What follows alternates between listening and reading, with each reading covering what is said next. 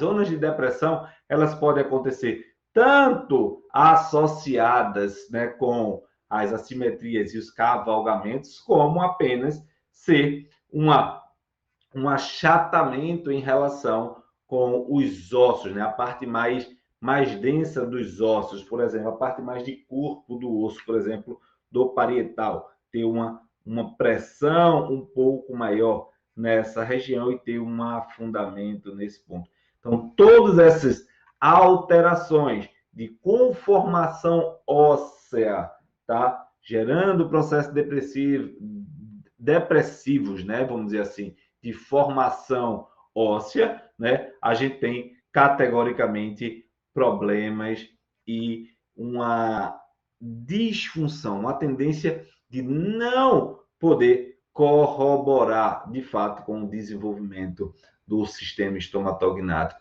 do paciente. Então, como identificar? Avaliando as assimetrias, avaliando as depressões cranianas, avaliando os cavalgamentos e categoricamente avaliando o occipital. Então, 4 pontos super importantes que vai começar a lhe dar clareza sobre o que você precisa entender diante da disfunção que o paciente está apresentando. E aí, diante da disfunção que o paciente está apresentando, você começa a relacionar causa-consequência e, inclusive, manter interação com outros profissionais mais alinhados, como o fono, como o pessoal do aleitamento materno, né? Aquele suporte de amamentação, o fisioterapeuta, como o dentista, todos da área lá materno-infantil, que cuidam mais da criança. Então, são possibilidades importantíssimas de você interagir, trocar informações e fazer o seu network, aumentar a sua possibilidade de abordagem dessa perspectiva clínica. E é por isso que eu acho, tenho certeza, né, na verdade, que é uma grande oportunidade de trabalho. É uma grande oportunidade você saber, né, entender as assimetrias cranianas. É uma excelente oportunidade, através dessa abordagem, você atender paciente com torcicolos congênitos, história de quedas e traumas na cabeça podem estar associadas com todas essas perspectivas. Paciente com atresia, disfunção, né, do desenvolvimento de uma maxila, por exemplo, né, além de tensões musculares de suprainferiores através de travamento do frênulo lingual, por exemplo, que tensiona toda essa ráfia dos supra-iódios. Nessa perspectiva, é uma grande oportunidade. As assimetrias cranianas acontecem em todas as famílias. Quem aí conhece, já viu uma criança que ao nascer, ela já nasce com a cabeça bem tortinha, com várias disfunções, com vários desequilíbrios nesse sentido.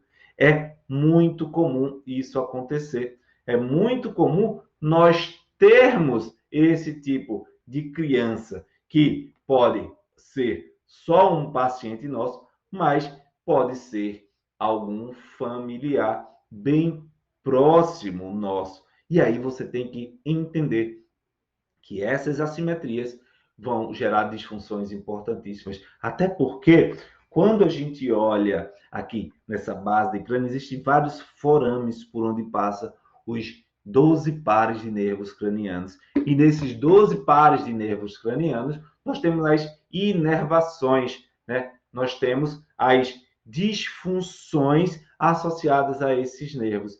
E as disfunções associadas a estes nervos vão conduzir você a patologias clínicas associadas com os seus pacientes bebês, como o refluxo, está associada muitas vezes com as assimetrias, né? Como a disquesia, com a dificuldade de evacuar do bebê, como também a irritabilidade para dormir. A irritabilidade para dormir é uma das condições importantes de serem avaliadas e serem observadas em pacientes com assimetria.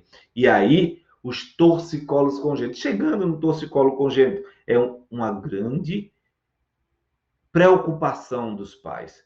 É uma grande possibilidade de você abordar.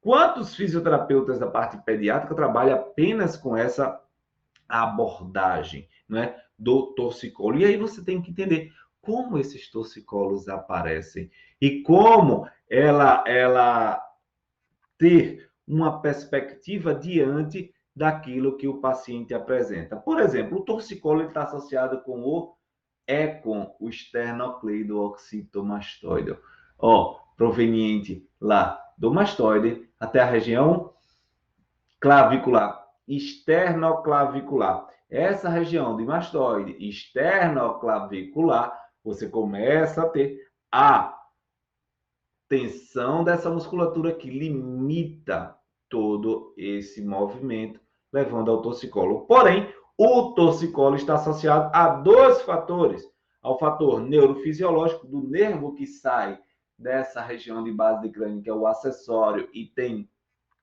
compressão, incapacidade de reger essa estrutura, e ao mesmo tempo incapacidade e disfunção mecânica devido à assimetria craniana. Então, o torcicolo está associado com isso. E dentro dessa perspectiva, você precisa entender como integrar isso, como contextualizar e trazer o seu paciente para você, para tornar uma oportunidade importantíssima.